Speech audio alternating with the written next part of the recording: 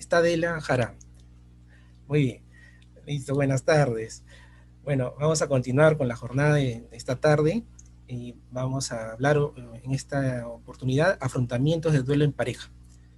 Quien toca a continuación con la ponencia es Adela Jara del Águila. Ella es licenciada en psicología por la Universidad Peruana Cayetano Heredia, universidad en la cual culminó la maestría en psicología clínica con mención en neuropsicología, el doctorado también en psicología y el diplomado en actualización en investigación cualitativa. Docente invitada en la maestría en psicología clínica. Psicoterapeuta cognitiva formada en el Instituto de Terapia Racional Emotiva ITRE, certificada y asociada al Instituto Albert Ellis de Nueva York. Docente de la Escuela de Psicoterapia del ITRE desde 2002. Ha hecho diplomados de neuropsicología de la Universidad Científica del Sur, diplomado de orientación en salud sexual y salud reproductiva en el Instituto Peruano de Paternidad Responsable Impares, auspiciado por la International Planned Parenthood Federation. Expositora en diversos congresos internacionales, con una larga trayectoria, y bueno, dándole la bienvenida a Adela Jara para nuestra siguiente ponencia. Y bueno, Adela, ahí estás. Muchas gracias por tu presencia y bueno, ahí vemos en tu pantalla tu presentación. Muchas gracias también. Muchas gracias, Paul, gracias. Muchas gracias a la APCO, a Jorge Mesta y a muchos de mis maestros que veo por aquí presentes. Estoy feliz de hablar de estos temas. Muchos de los presentes somos terapeutas de pareja y hemos visto cómo en terapia individual y en terapia de pareja, una gran mayoría de nuestros pacientes nos ha hablado de duelos.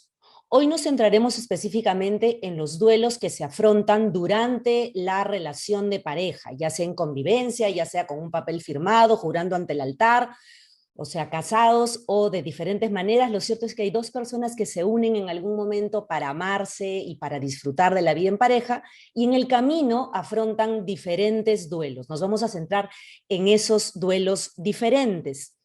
Y, y bueno, seguro me han faltado muchos, voy a mencionar como 15 duelos, pero voy a aumentar, Ariel, el de cibercondría, porque también puede pasar que un integrante de la pareja o un familiar cercano desarrolla estos síntomas y va a aparecer algún afrontamiento diferente en la relación de pareja.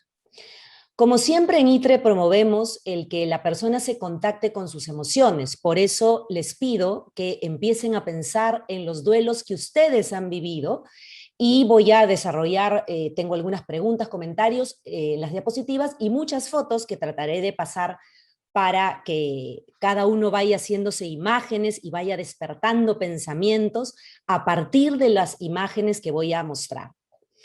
Entonces les pregunto, ¿cuántos duelos han vivido?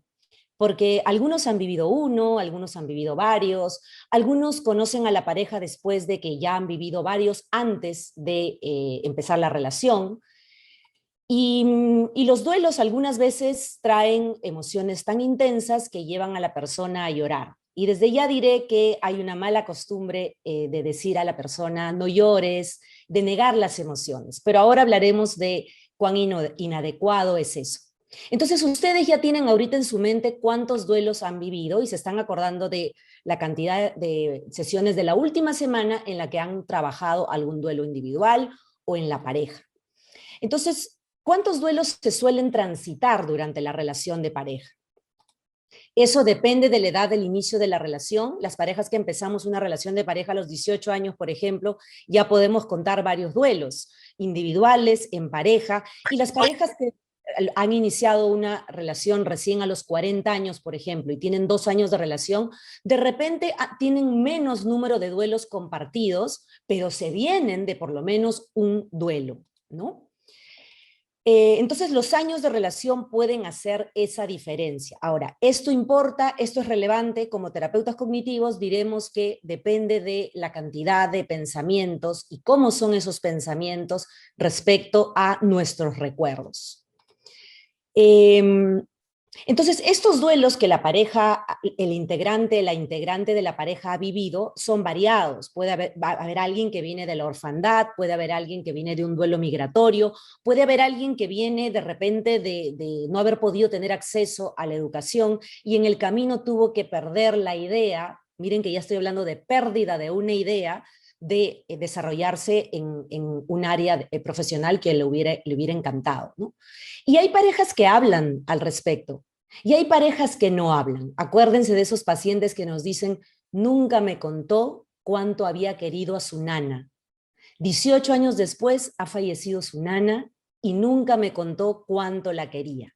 Entonces, nuestras parejas, nuestros pacientes, nosotros, ya tenemos una conexión directa entre lo que pensamos y sentimos y solemos verbalizarlo o nos cuesta. ¿Y por qué nos cuesta? ¿Qué otras creencias hay ahí, no?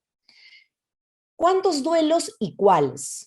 Los más sencillos, por poner un nombre que en realidad no son sencillos, es el duelo cuando la persona pierde el trabajo, ¿no? Un integrante o ambos integrantes pierden el trabajo, ambos integrantes hacen una mudanza y esto implica un cambio, implica la pérdida de una idea, ya sea como algunos que nos tomó tiempo acostumbrarnos a otro distrito y vivimos, como yo, extrañando mi barranco querido, y luego uno se adapta, ¿no? Por otras razones, vienen nuevas situaciones.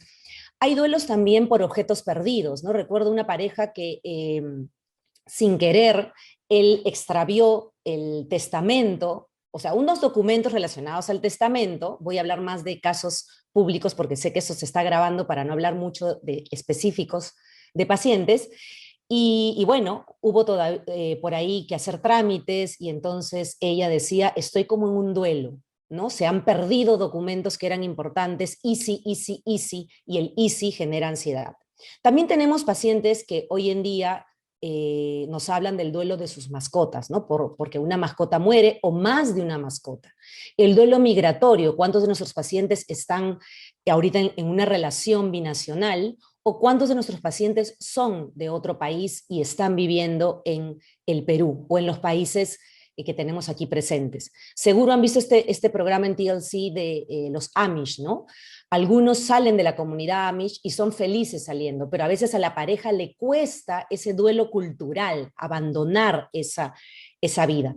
También vamos a desarrollar el duelo por pérdida de salud, ¿no? Cuando un integrante pierde la salud, cuando esta fotografía es de un caso peruano, cuando se casan mientras ella está internada en un hospital y bueno, hay una pérdida de salud física o psicológica. Hay pérdidas durante el ciclo vital porque vamos cambiando físicamente, podemos conocernos con un determinado físico y luego los años se van notando. Y eso está bien, pero para algunos es todo un tema. También hay parejas que hacen una transición, veremos casos luego. Otros duelos menos comunes, pero que están entre el 15 y el 20% de nuestras terapias de pareja, es el duelo relacionado a los tratamientos de reproducción asistida cuando las parejas tienen que ir a ellos. También desarrollaré eso.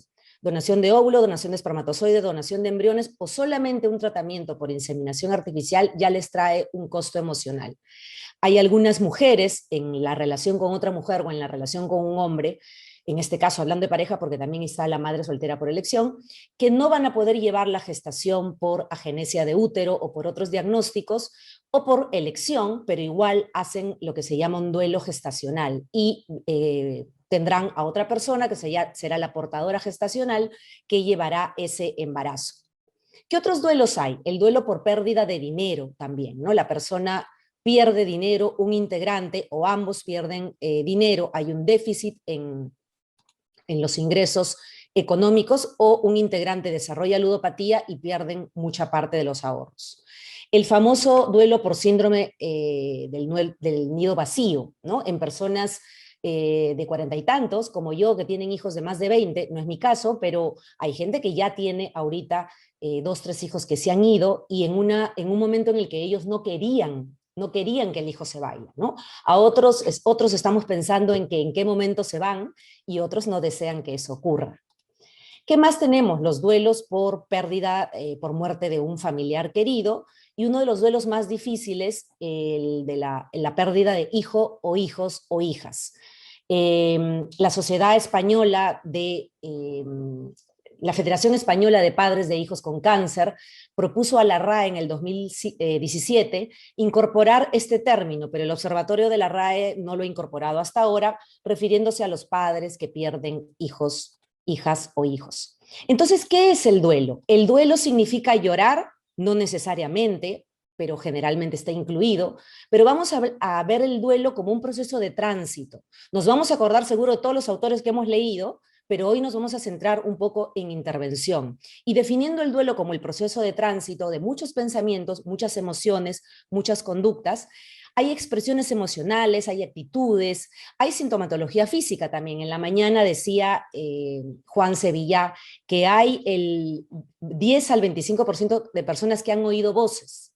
Entonces, esta también es una sintomatología en la etapa de duelo, sobre todo el primer año. Hay pacientes que dicen, escuché la voz de mi familiar. Bueno, sí, sí, es normal, ¿no? Si ya es normal en un porcentaje de personas, imagínense en el duelo, ¿no? Entonces hay una pérdida de una idea que implica una expresión emocional, que a veces es como la neutralidad, el shock, el que viene del pensamiento, no lo puedo creer, esto no me puede estar pasando, puede haber cólera, ¿no? ¿Por qué a mí? No soporto esa situación.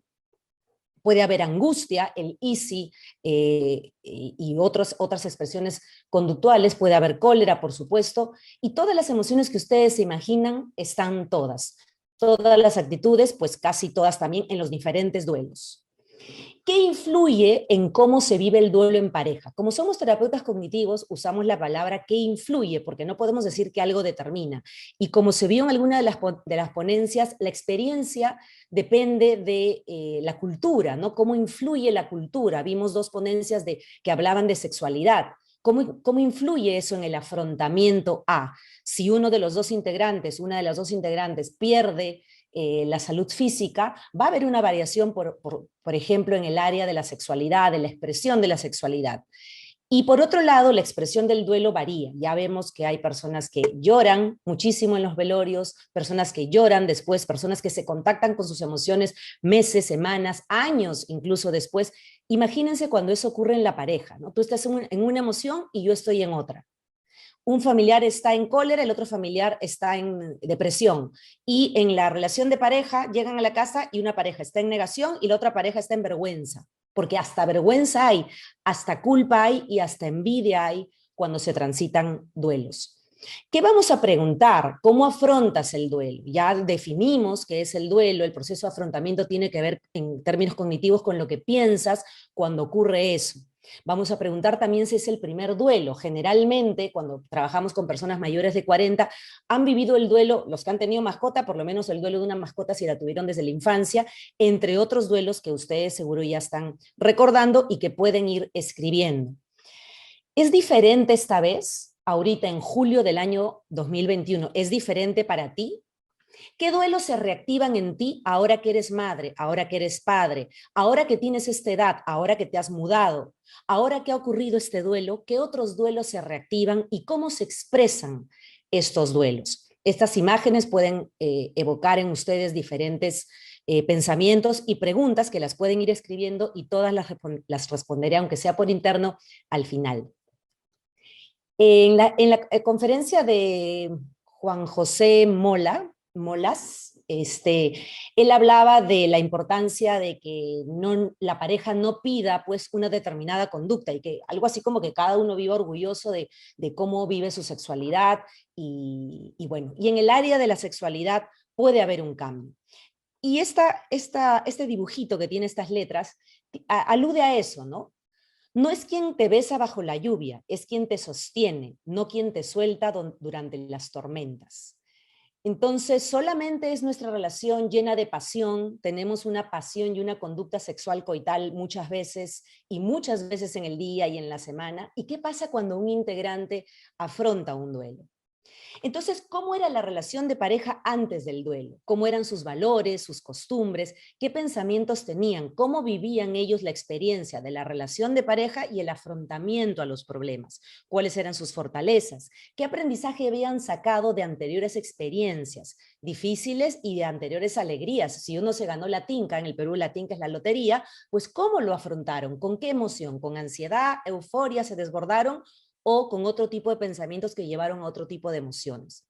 ¿Qué pensaban sobre el futuro? ¿Han hablado del futuro? ¿Habían hablado del futuro? ¿En qué creían que consistía, por ejemplo, la tercera edad? ¿En qué creían que consistía la crianza de los hijos?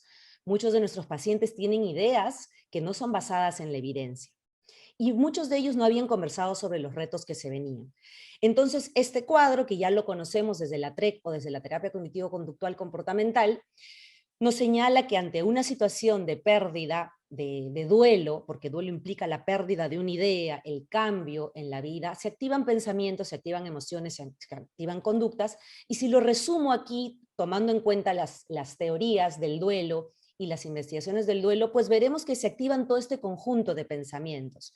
Aquí falta, por ejemplo, envidia. Envidia se menciona mucho, o quizá no mucho, pero hay pensamientos que activan eso, ¿no? Que tienen que ver con el ¿y por qué a mí? ¿No? En el grado de aceptación es al que vamos a ayudar a que los pacientes lleguen, pero se transita por todo este tipo de pensamientos.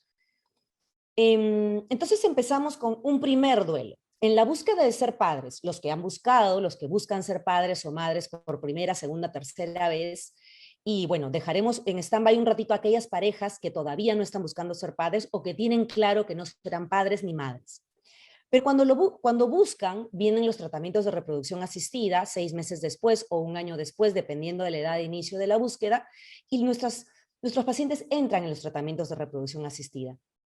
Y para cada integrante significa algo diferente. Por ejemplo, para la mujer, antes de que venga toda la estimulación ovárica y todo el proceso antes de la transferencia embrionaria, viene que en examen de sangre se va a ver el FSH, el LH, hormona antimuleriana, se va a ver si tiene síndrome ovario poliquístico, tantos diagnósticos que se ven en psicología de la reproducción humana y que hay que dominar el lenguaje para anticiparnos a cuando el paciente diga, y a mí me pasó algo que, bueno, es el SOP, síndrome ovario poliquístico. Entonces el paciente se siente identificado cuando tú le hablas de que conoces que hay muchos diagnósticos que llevan a dificultades en la reproducción. Es cierto, es la mujer en la que va a ir muchas veces, pero hay hombres que también van a tener que no solo entregar una muestra de esperma para que se les haga un espermatograma, sino también empezar con la preparación para una intervención quirúrgica por varicocele, por ejemplo. ¿Y qué más pueden vivir estas parejas? Vamos a desarrollar un poquito más en la otra diapositiva, pero quiero dar estos datos, ¿no? Porque voy a ir mostrando algunos libros para que ustedes investiguen si desean. Estela Chardón es una de mis maestras argentina y ella tiene este libro, es una autoridad en Sudamérica, en realidad, mamá por donación, es terapeuta cognitivo-conductual, además de ingeniera química. Y aquí se explica la intervención cognitivo-conductual en las personas que recurren a donación de óvulos de espermatozoides o donación de embriones. Y aquí hay otra de mis maestras, Leticia Urdapileta, psicóloga, doctora en psicología, que también ha escrito este libro de cómo es la vida de los que van a un tratamiento de reproducción asistida y recepcionan un embrión. Y en el Perú tenemos a nuestra colega María Luisa Reategui, que ha hecho una guía de parejas en tratamientos de fertilidad.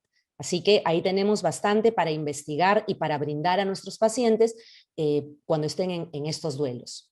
Entonces, en la época del tratamiento de reproducción asistida, lo diré rápidamente, ¿qué información es relevante? El origen de la infertilidad, esto es más o menos una de las que van a encontrar, ¿no? 20, 20, 30, 30, 30 tú, 30 yo, 20 ambos, 20 de causa desconocida. Ahora, ¿por qué de causa desconocida? Van a aparecer un montón de pensamientos que van a llevar al pensamiento mágico, ¿no? O a ciertos pensamientos religiosos, con el respeto a las religiones, por supuesto, pero que tienen que ver con que la medicina reproductiva no ha avanzado un montón. Este año, en la Sociedad Peruana de Reproducción Asistida o de Fertilidad, se siguen hablando de temas de años pasados, porque todavía la medicina no encuentra respuesta a todo. Pero tenemos algunos datos, sí. Por ejemplo, el éxito de los tratamientos de inseminación artificial, con o sin la fecundación in vitro con o sin un donante, por edades, y vemos que nunca es 100, y ni siquiera llega a 50, y se supone que una transferencia embrionaria con diagnóstico preimplantacional llega a 70 u 80, pero ya vemos que una cosa es que haya un HCG positivo, cuando la pareja celebre el positivo, otra cosa es que haya un indicador de embarazo clínico, o sea, el otro es embarazo bioquímico, embarazo clínico, y otra cosa es que el embarazo evolucione, y otra cosa es que se llegue a un parto saludable. También hay riesgos cuando hay transferencia de 2, 3, 4, 5 embriones, es algo que ya no se suele hacer, pero bueno, en algunos lugares se suele hacer. ¿Qué consecuencias podrían quedar si no logran? o sea, si no transitan este duelo hasta lograr ser padres o madres de las múltiples formas que hay para lograrlo, por supuesto. Ustedes ya lo saben, todas las consecuencias de pensamiento, de emoción, de conducta, que no lo he puesto en la foto, pero pongo una de las consecuencias muy poco mencionadas, pero que tiene que ver con una investigación que hace una investigadora peruana que se llama Isis Roa Mego, que escribió un libro que se llama La infertilidad en el Perú, y ahí ella tiene investigaciones sobre cómo los tratamientos de reproducción asistida empobrecen o disminuyen el dinero ahorrado que tienen las parejas, sobre todo en países como el Perú, que no tenemos una ley que financie los tratamientos de reproducción asistida. Felicitaciones a Argentina, que lo logró gracias justamente al grupo, a la ONG Concebir, ONG Argentina. Y ahora pasamos a otro tema, y hablo rápido para dar tiempo a las preguntas también. ¿Qué influye en el afrontamiento a la muerte de un ser querido? La edad de ese ser querido, el que ya estaba enfermo, las circunstancias de la muerte, el cómo murió, el cómo fue su muerte, si fue un accidente, la edad de ese ser querido, el que se pudo haber hecho más o no, el que se le vio a ese ser querido antes de enterrarlo, ya sabemos que hay personas que no pueden ver a sus seres queridos, el que atendí, por ejemplo, atendí a mi hijo durante, si vemos esta foto, podría ser como 18 años de atención de una madre o de un padre, y luego esta persona puede fallecer. ¿Eso influye? ¿Cómo influye? ¿Qué te quedaste pensando a partir de esa situación? El suicidio de un ser querido, la muerte por suicidio o el fallecimiento, cuando decimos falleció por suicidio, desde ya iré mencionando a uno de nuestros colegas, Rodrigo López de Romaña, que además de ser terapeuta racional emotivo-conductual, ha hecho otras especializaciones en las terapias de tercera y cuarta generación. Y bueno, con él se puede hablar mucho de suicidio. Tengo una entrevista a él en mi canal Dos Psicólogas Conversan Con, donde él nos habla de la intervención en suicidio. La cantidad de familiares que fallecen también va a influir. Pues vamos ahora a un poco a eso en orden y rápidamente. El duelo gestacional, hablamos de duelo gestacional desde que la persona se entera de ese HCG positivo cuando se hace el examen de orina o de sangre hasta la semana 21. Vamos a tomar en cuenta cuál es el concepto de maternidad y paternidad que tienen nuestros pacientes. Desde que ven ese positivo, desde que se dan cuenta que sale positivo el indicador del HCG, o desde qué momento, qué piensan, qué sienten nuestros pacientes. Ya empiezan a comprar ropita de repente desde la primera ecografía, desde la quinta, sexta semana, ya empiezan a comprar ropita. ¿Y qué pasa si luego se enteran de que hay un embarazo anembrionario, hay un saco gestacional, pero el embrión no terminó de desarrollar, va a tener que haber un legrado? Es una situación que puede ocurrir en algún momento de la vida de la pareja, y cómo lo afrontan. Y además, entre paréntesis, cómo lo dicen los médicos, ¿no? Los embarazos que se llevan a cabo fuera del útero. ¿Qué pasa con esos embarazos? ¿Qué pasa si después de que la mujer se ha hecho una histerosalpingografía, por ejemplo, y le dicen que sí, que sus trompas están impermeables, que no hay ningún momento, no hay ningún problema, y de pronto ocurre un embarazo ectópico, fuera del lugar donde debería desarrollarse? ¿Puede ocurrir? Puede ocurrir. ¿Qué hacemos al respecto? Lo importante es que la pareja se entere de eso, porque hoy en día se puede ayudar con una intervención quirúrgica, por supuesto, muy difícil para nuestros pacientes, pero se les salva la vida. En la época en la que no existían las ecografías y no se podía saber eso, ya se imaginan cómo peligraba la muerte de las mujeres. Cuando nuestros pacientes ven la ecografía de la semana 7, por ejemplo, los médicos suelen decir, ¿no? Y ahí está la cabeza, está las extremidades, está muy bien el líquido amniótico. Y de pronto van en la semana 12 o más adelante y les dicen, oh, ya no hay latido. Entonces, ¿cómo interpretan nuestros pacientes eso en ese momento? ¿Cómo se les explica? ¿Cuán probable es que el psicólogo perinatal esté afuera de la sala de espera para acompañarlos en eso? ¿Quién se espera eso? ¿Cómo se sabe si va a ocurrir o no? Nuestros pacientes nos han dicho esto, que luego yo lo escuché en alguna sesión y lo encontré en internet, dije, tengo que ponerlo. El futuro también se puede echar de menos. No con esas palabras, pero esta pareja decía, nosotros teníamos planes, teníamos ya todo un plan, el nombre, hasta en qué colegio iban a poner a esa niña, y bueno, una de cada 4 mujeres pierde un hijo durante el embarazo. Y es bien probable que de las personas que estamos aquí, varios puedan decir, yo perdí un embarazo en la semana 6, en la semana 8, en la semana 20, antes de que incluso me enteré mucho después, o etcétera. Y ustedes han atendido a esos pacientes y seguro están buscando bibliografía. Bueno, pues aquí en Perú tenemos una vez más a nuestra colega María Luisa Reategui, que junto con la psicóloga Lorena Payet contaron sus testimonios de duelo gestacional, una situación muy dura, y ustedes pueden leer ahí los testimonios y podemos recomendar ese libro a nuestros pacientes. ¿Qué más? Una autoridad en España, la psicóloga Mónica Álvarez, tiene un par de libros y están accesibles en Amazon, La cuna vacía, Las voces olvidadas, y ustedes pueden revisar eso. ¿Cómo saber si el embarazo continuará? ¿No? Porque claro, voy a ir colocando esto para que vayamos mirándolo, ¿no? ¿Cómo saber si el embarazo continúa? ¿Quién le puede decir al paciente, bueno, de repente lo pierdes? Nadie. Porque si bien es cierto, cuando hay este diagnóstico, hay un altísimo, pero es que miren, 1 de cada 1000 embarazos puede tener esto, pero también 1 de cada 100.000 puede sobrevivir. Y esta pareja, en esta revisión, en esta investigación, mostraron este embarazo molar con feto vivo y éxito perinatal. Entonces, ¿puede ocurrir? Sí, pero nuestros pacientes tienen derecho a entrenarse en asertividad para formular las preguntas importantes a los médicos para que los médicos les digan cuál es el porcentaje de probabilidad en su caso. ¿Qué más viene? El duelo perinatal, ¿no? Ella es una modelo que después de 2 tratamientos de reproducción asistida salió embarazada de manera espontánea y en el 5.º mes pierde a su bebé. Y bueno, ella publicó esas fotos. Después tenemos aquí otra pareja que el bebé venía con anencefalia, que es la falta de la masa encefálica completa, y decidió continuar con el embarazo hasta el final, a pesar de que le dijeron que se realice un legrado, para donar órganos de este bebé. Y tenemos las frases que ayudan y las frases que no ayudan.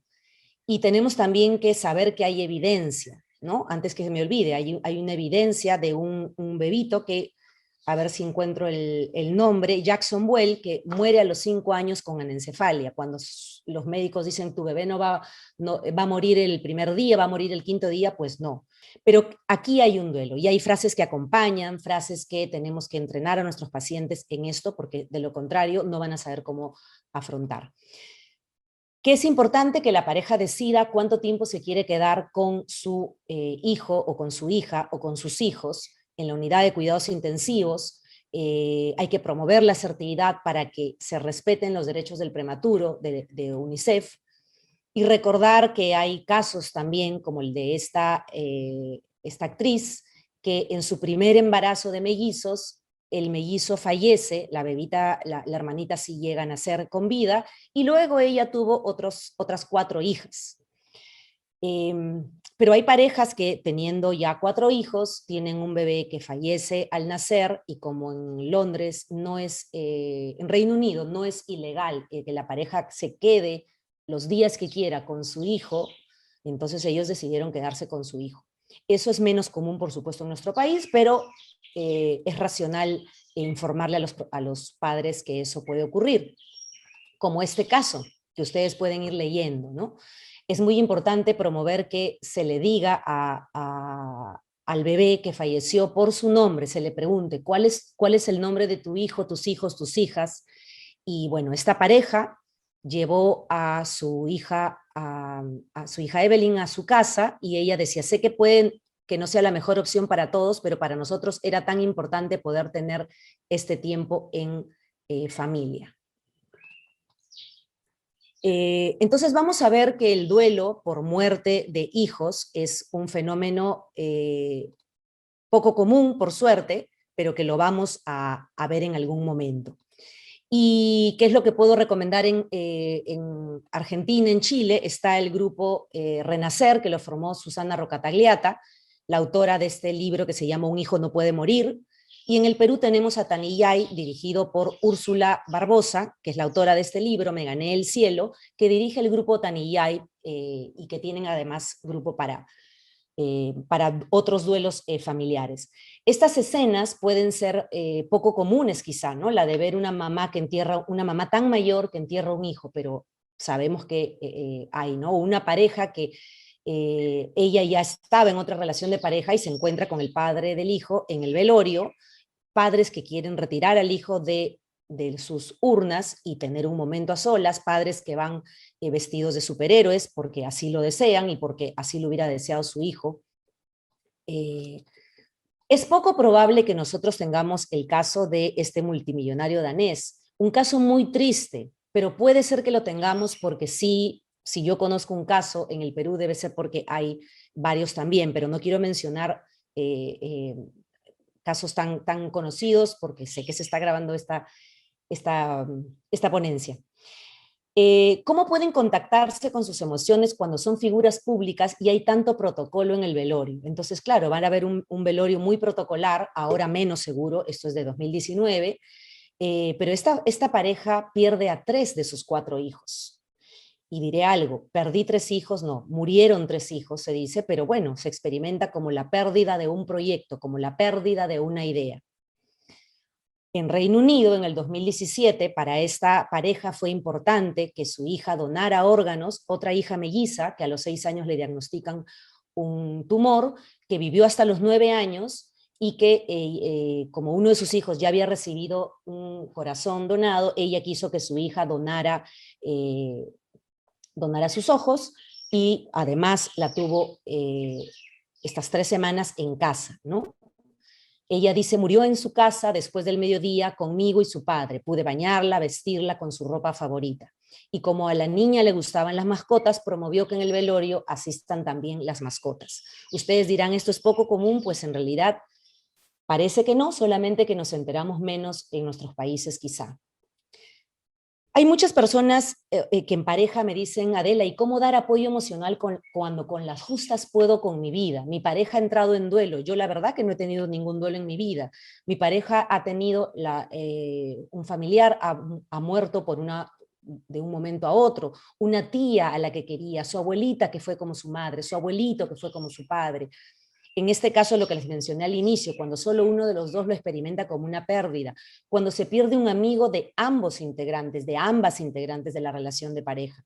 ¿Cómo lo viven cuando solo un integrante pierde un hermano o una hermana? O cuando los dos pierden un hermano o una hermana.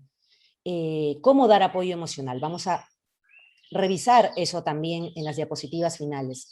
Dije hace un momento que tendremos la ayuda de nuestro colega Rodrigo López de Romaña, cuando ustedes quieran hablar de suicidio, de un ser querido que falleció por suicidio o murió por suicidio, hay toda una intervención que hay que hacer. Menciono este Centro Peruano de Suicidología y Prevención del Suicidio para que las personas que tengan un caso puedan hacer una supervisión con Rodrigo López de Romaña o con las personas de esta institución. Y está la Sociedad Peruana de Suicidología y estoy segura que en todos los países existe, por suerte, una sociedad de suicidología.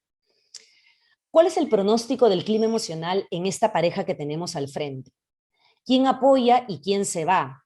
¿Con qué ayuda cuentan? ¿Solamente del personal de salud que atendió a estos familiares? Vinieron de repente los tíos, los primos, los hermanos, vinieron del extranjero, pero vienen 3, 4 días y luego la gente sigue con su vida y luego encima hay diferencia de horarios por países de los hermanos que viven en el extranjero. Entonces, ¿quién se queda? Muchos amigos se van, ¿no? Hay pacientes que me dicen, Adela, ya mis amigos no quieren ni escucharme porque, claro, y para algunos incluso no les es suficiente sus sesiones individuales y la pertenencia a grupos, de ayuda mutua, ¿no? ¿Cómo son los vínculos afectivos con tu familia, con tus amigos? Yo sé que nadie lee el futuro, algunos tendrán la suerte de tener una abuelita que tiene 106 años y vence al COVID, y otros tendrán la suerte de tener a sus padres o sus abuelos, como en esta serie de Netflix, que seguro la han visto, 6 historias de relaciones homosexuales y heterosexuales, de parejas que tienen de 47 años juntos a 65 años juntos. Imagínense, lo más probable, y lo verán en estos documentales, cuántos duelos habrán vivido, seguro que muchos. También tenemos los duelos cuando un hijo tiene una diferencia, ¿no? Cuando hay personas que afrontan la cantidad de enfermedades que pueden ocurrir a cualquier edad de la vida de los hijos, o cuando las personas tienen un hijo con con un diagnóstico médico, y no solo uno, sino como esta familia que tuvo 3 hijos con síndrome de Down. Algunos quieren tener, si quieren tener un cuarto, irán a reproducción asistida con diagnóstico preimplantacional antes de la transferencia embrionaria para saber si el embrión podría ser saludable, entre comillas, o viable en términos médicos. Al 97%, bueno, se verá, ¿no? Cada caso se verá. Y también tenemos estos duelos que seguro ustedes también los trabajan en las sesiones, ¿no? Cuando un hijo, hija o hijos, hijas dan una información inesperada, ¿qué pensamientos surgen? Las parejas, cuando tú tienes una pareja o un adulto al que le preguntas, ¿qué deseas para tu hijo? Generalmente te dicen, yo deseo que sea feliz. Ok, ¿y cuál es tu temor? Y entonces, ante los hijos, hijas que hacen una transición, que pertenecen a la comunidad LGTBIQ+, entonces hay padres que me han dicho, yo creo que no voy a poder ser abuelo, no voy a poder ser abuela, y si los discriminan, y si. Bueno, felizmente quiero pensar que vivimos en un lugar mejor, y si algún papá o mamá quiere saber cómo llevar una vida muy bien, con mucha aceptación. Ahí tenemos la historia de Jazz, que empezó el programa cuando tenía 14 años, ahora tiene 20. Es una pareja de, son 4 hijos, 2 mellizos, una hija mayor, y Jazz, que hizo su transición. Los padres la aceptaron desde el inicio, y bueno, el programa ella sigue teniendo un programa, la pueden googlear cuando deseen. Y aquí tenemos también este caso que lo pueden googlear también. Esta madre de 61 años llevó el embarazo de la pareja de su hijo, que estaba casado con un chico, y la hermana donó el óvulo, el espermatozoide fue del hijo de esta abuela, digamos, que llevó la gestación, y los padres son ellos, por supuesto. Entonces, si alguien nos pregunta, ¿y mi hijo, hijas, hijos, podrán ser padres? Por supuesto, hay bastante evidencia. Ahora, surge algo interesante, ¿no?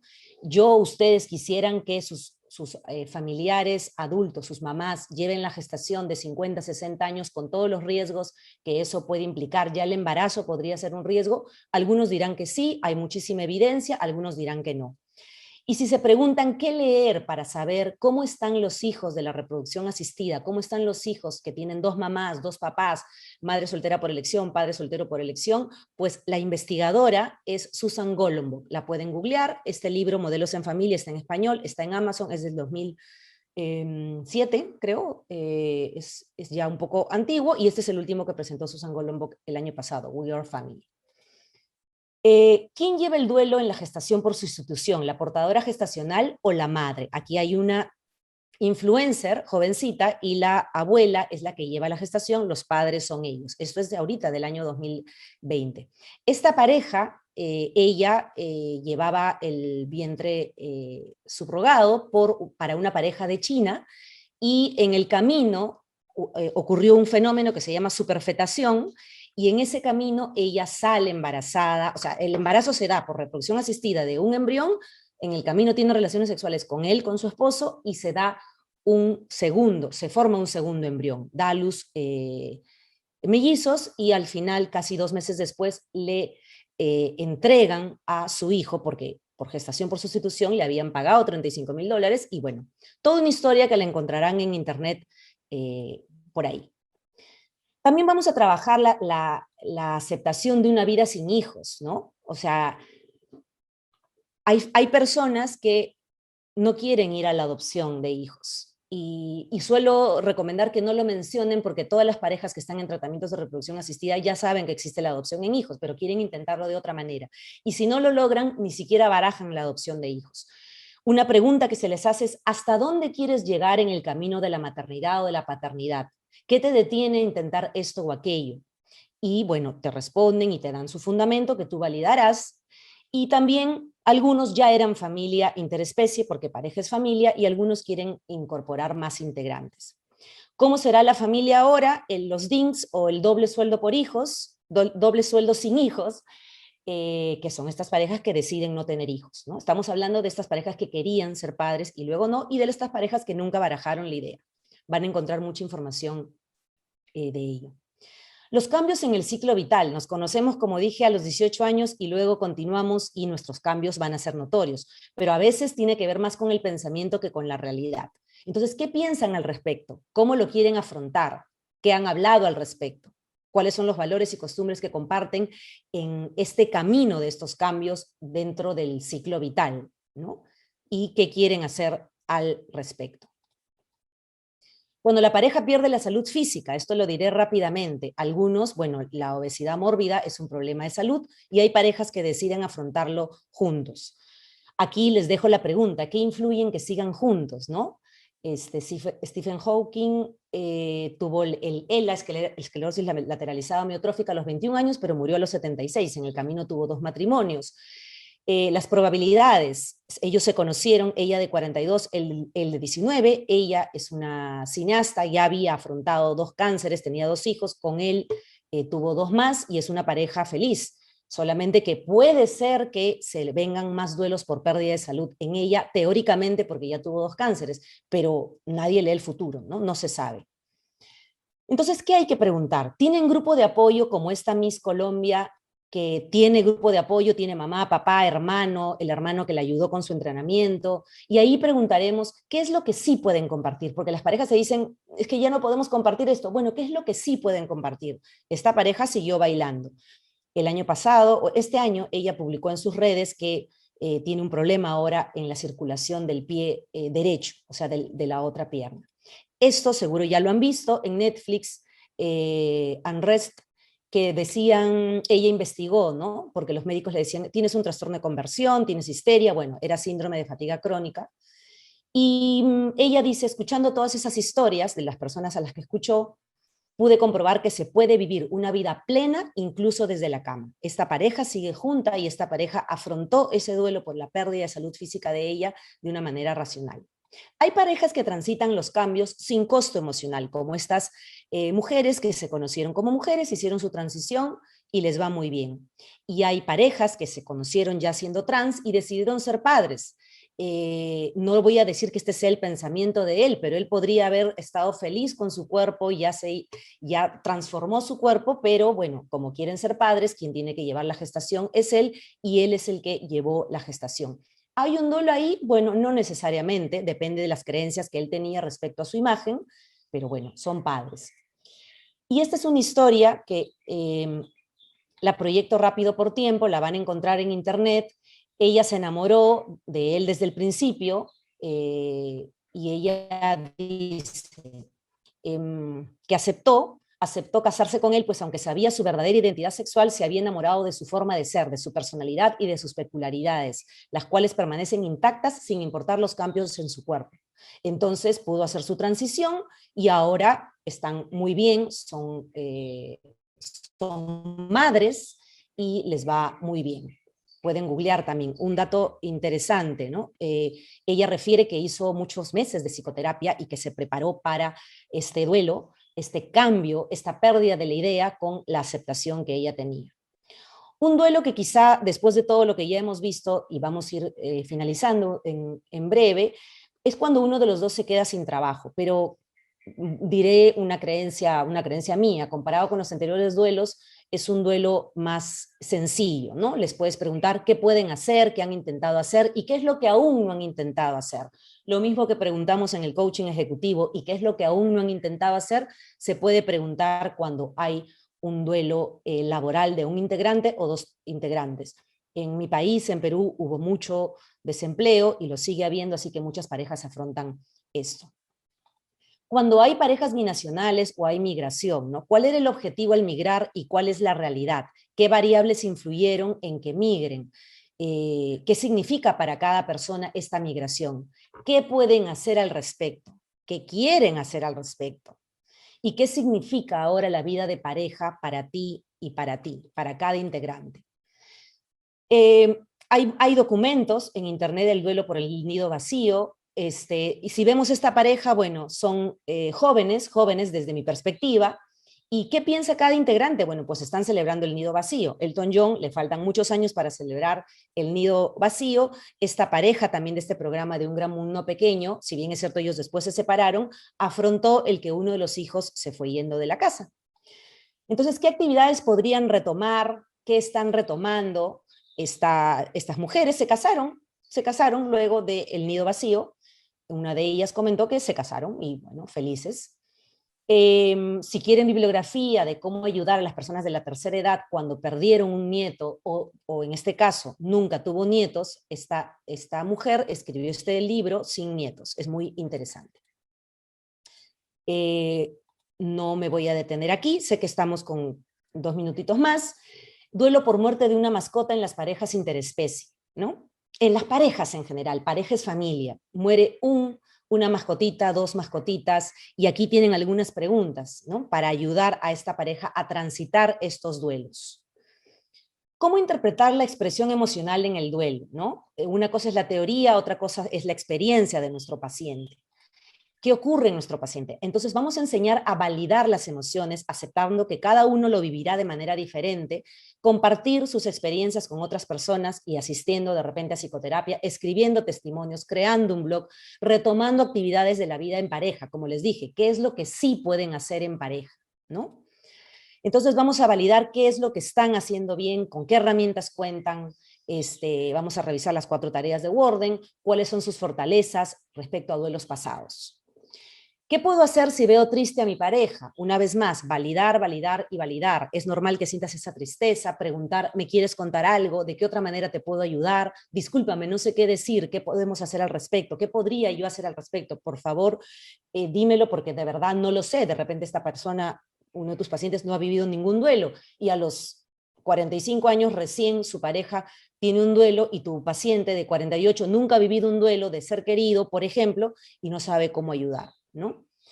Si no sabes qué decir, di, no sé qué decir, aquí estoy para escucharte. Y dar esperanza, ¿no? ¿Cómo queda la mente del paciente? ¿Qué podemos enseñar con esas preguntas que ustedes están leyendo en la diapositiva? Como revisión final, validar qué emoción estoy sintiendo hoy, identificar qué pensamientos pasan por mi mente, debatir para ver la lógica, la evidencia y la funcionalidad. ¿Cuál de estos pensamientos que tengo es 100% verdadero? En la escala de catástrofes está bien que yo sienta 7, pero de pronto este pensamiento no me lleva a la emoción actual. Entonces hay que modificar la emoción que corresponde en mi escala de catástrofes, ¿no? ¿Qué otra interpretación puedo dar hoy a esta situación, a este recuerdo? ¿Qué otra interpretación? Nadie dice que no sea verdad lo que piensas. De repente, en tu caso es 100% cierto. Si perdiste 3 hijos, pues es verdad. No te podemos decir que no. El tema es qué es lo que sí puedes hacer ahora, pero no lo trabajaremos desde el inicio con qué puedes hacer ahora, por supuesto. Primero la validación. Luego invitaremos a decidir conductas, por supuesto. ¿Qué herramientas? Rápidamente, por si me preguntan, cuando queremos ayudar a los hijos. Hay muchos cuentos, ustedes ponen en internet cuentos, PDFs, todo esto está gratuito en internet. Explícame de qué ha pasado, hablemos de duelo, cuentos para los niños cuando queremos ayudar. ¿Y qué pasa si no hemos vivido todavía un duelo en pareja? Pues hay que hablar del tema. Hay que hablar del tema, hay que promover que en la sesión de pareja, si tú ya sabes que un integrante está pronto a vivir un duelo, entonces promover el diálogo. ¿Cómo te gustaría transitar este duelo? En la sesión individual y luego y decirle, menciónalo en la próxima sesión de pareja y yo promoveré que ustedes hablen al respecto. Conversar sobre el vínculo afectivo con personas importantes para tu paciente, importantes para la pareja, ¿no? Reconocer que podemos conocer más nuestras preferencias y aprender a validar las emociones, ¿no? Así como en algún momento he comentado con colegas, ¿cómo te gustaría que te entierren? Bueno, yo la verdad que mi esposo haga lo que a él le ayude, no importa lo que yo quiera, yo no voy a darme cuenta, no voy a estar viva, así que él haga lo que él desea hacer, lo que le ayude. ¿Qué es lo más probable? Como lo más probable es que vivamos algún duelo, ¿qué quisiéramos recordar de nuestra conducta? ¿Cómo nos vamos a preparar ahorita? ¿Qué acciones estás realizando ahorita para prepararte para esos duelos que podrían venir? ¿Eres un 4? ¿Eres un 9? ¿Eres un 8? 9 por 8, 72. 8 por 4, 36. 9 por 4, 36. 8 por 4, 32. ¿Eres un 4? ¿Qué estás haciendo al respecto? ¿Cuál es tu rol en la relación de pareja? ¿Y qué es lo que no depende de ti? Muchas parejas quisiéramos lograr llegar a esta escena, ¿no? Tener 99 años y agarrarnos de la mano y despedirnos después de todos los duelos transitados y bueno, pero eso no depende de nosotros. Espero no haber hablado muy rápido. Aquí dispuesta a contestar todas las preguntas. Gracias, Paul. Bien, Adela. No sé si alguna pregunta, vi una pregunta, pero creo que ya no está, no sé qué pasó. Eh, ¿Tú ves alguna pregunta? ¿Esperando A alguna ver, pregunta del público? no, no veo ninguna pregunta. Aquí, sí, aquí creo, en el chat. Eh, gracias, Silvia. No, no veo ninguna Te, pregunta. te lo digo, Adela, había una pregunta con respecto a este tema de, por ejemplo, el fallecimiento por COVID, ¿no? ¿Con Ujú. qué cuadros están más comórbidos? ¿Qué puedes hablar al respecto, ¿no? Porque muchos han fallecido sus padres, por ejemplo, ¿no? Claro, claro. Ese, digamos, es el duelo quizá más común que estamos viendo en el último año, ¿no? Porque casi todos los presentes conocemos una persona con nombre y apellido y algunos han sido seres queridos que ha fallecido. Entonces, la misma intervención en duelo, primero validar. Validar significa empezar escuchando y empezar también diciendo literalmente, está bien que llores, está bien que sientas así, está bien incluso que no llores. Es que no quiero hablar del tema, puede decirle un integrante al otro integrante. Ya sé que a ti te preocupa que yo sufra por la muerte de mi tía por COVID, pero yo no quiero hablar al respecto. Bueno, está bien que no quieras hablar al respecto, pero aquí estoy presente. ¿Cuál es la intervención? Si alguien me pregunta aquí, me voy a inventar la pregunta, ¿no? Adela, ¿y cómo uno se forma en duelo? ¿Qué libros leer y qué hacer? Bueno, primero la formación en la terapia cognitiva, que es lo que todos recomendamos.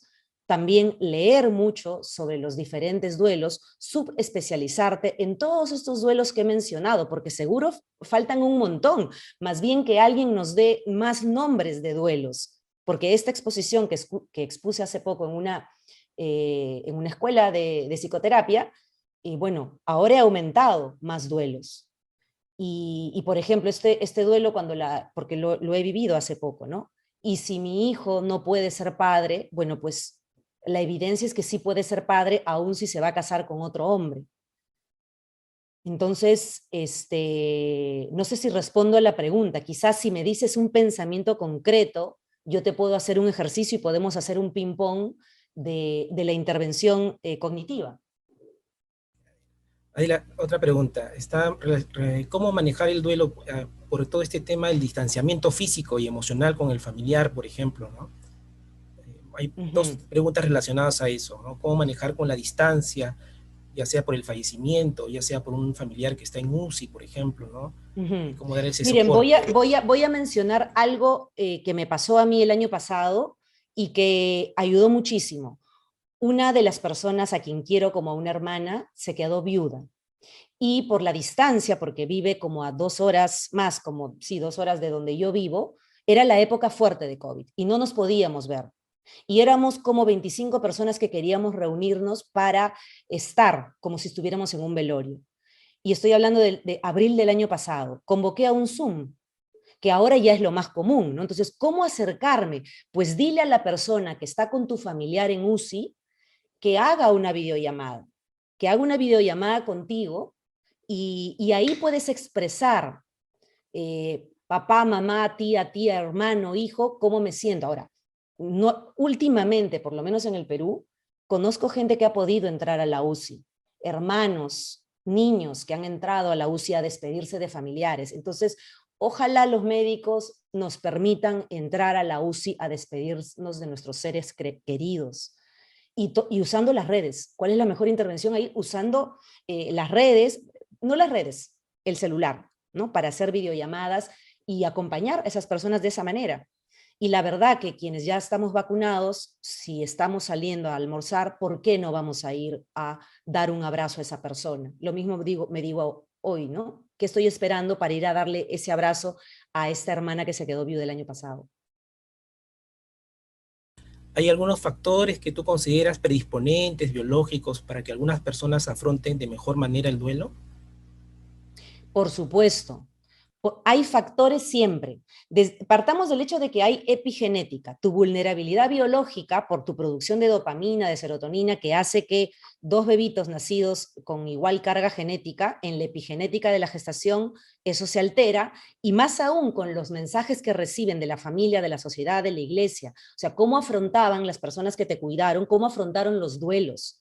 Entonces, como terapeuta cognitiva, yo te diré, claro, depende de las cogniciones, los pensamientos que tienes actualmente respecto a la muerte, respecto a el duelo migratorio, respecto al dinero. Pierdes todo el dinero. ¿Cuál era tu idea, tus pensamientos, tus creencias respecto al dinero? Entonces, todo influye, por supuesto que todo influye.